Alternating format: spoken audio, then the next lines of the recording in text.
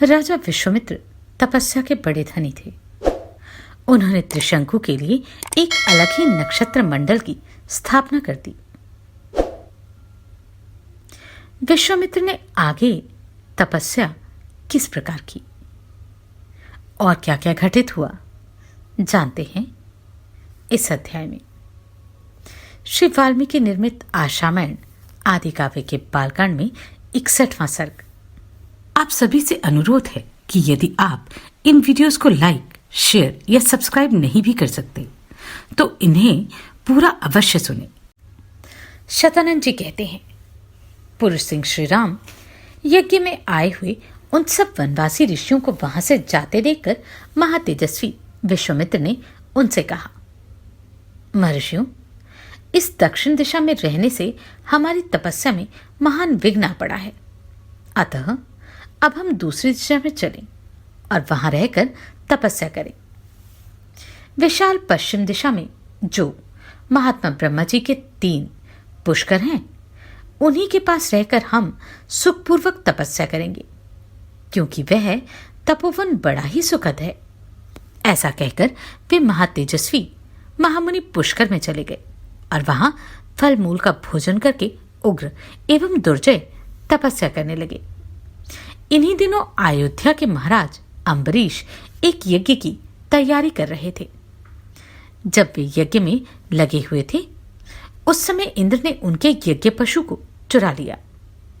पशु के खो जाने पर पुरोहित जी ने राजा से कहा, राजन, जो पशु यहां लाया गया था वह आपकी दुर्नीति के कारण खो गया है। नरेश्वर, जो राजा यज्ञ पशु की रक्षा नहीं करता उसे अनेक प्रकार के दोष नष्ट कर डालते हैं। पुरुष प्रवर जब तक कर्म का आरंभ होता है उसके पहले ही खोए हुए पशु की खोज कराकर उसे शीघ्र यहां ले आओ, अथवा उसके प्रतिनिधि के रूप में किसी पुरुष पशु को खरीद लाओ। यही इस पाप का महान प्रायश्चित है।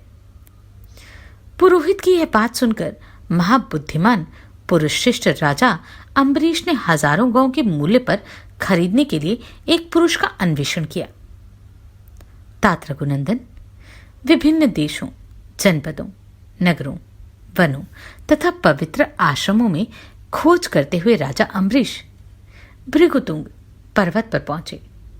वहां उन्होंने पत्नी तथा पुत्रों के साथ बैठे हुए ऋचिक मुनि का दर्शन किया। अमित कांतिमान एवं महातेजस्वी राजश्री अम्बरीश ने तपस्या से उद्दीप्त होने वाले महर्षि ऋचिक को प्रणाम किया और उन्हें प्रसन्न करके बोले। पहले तो उन्होंने ऋचिक मुनि से उनकी सभी वस्तुओं के विषय में कुशल समाचार पूछा। उसके बाद इस प्रकार कहा, महाभाग भृगुनंदन, यदि आप 1 लाख कॉइन लेकर अपने एक पुत्र को पशु बनाने के लिए बेचें तो मैं कृतकृत्य हो जाऊंगा। मैं सारे देशों में घूम आया हूं, परंतु कहीं भी यज्ञ उपयोगी पशु नहीं पा सका।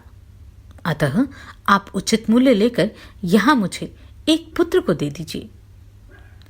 उनके ऐसा कहने पर महातेजस्वी ऋचिक बोले, नरश्रेष्ठ, मैं अपने ज्येष्ठ पुत्र को किसी प्रकार भी नहीं बेचूंगा।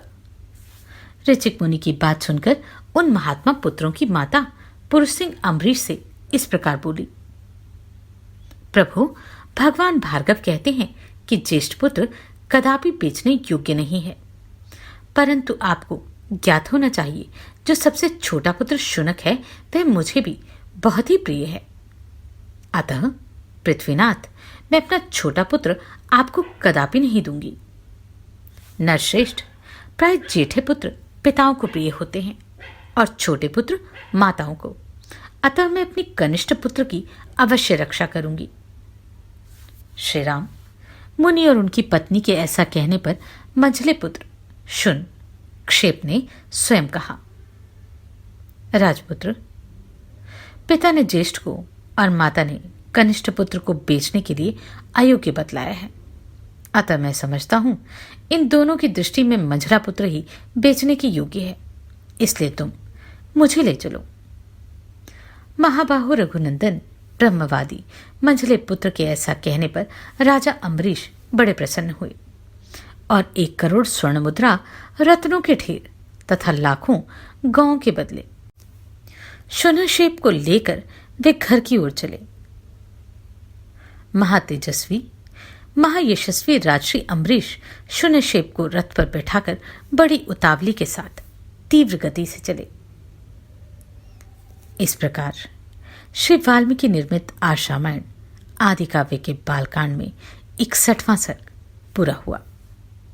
आप सभी को कोटि कोटि साधुवाद। आपने इन वीडियोस को इतना प्रेम दिया। नमस्कार, मैं आभा शर्मा जावास। यदि आपको मेरा ये प्रयत्न सराहनीय लगा हो तो मुझे सब्सक्राइब करके प्रोत्साहित करें।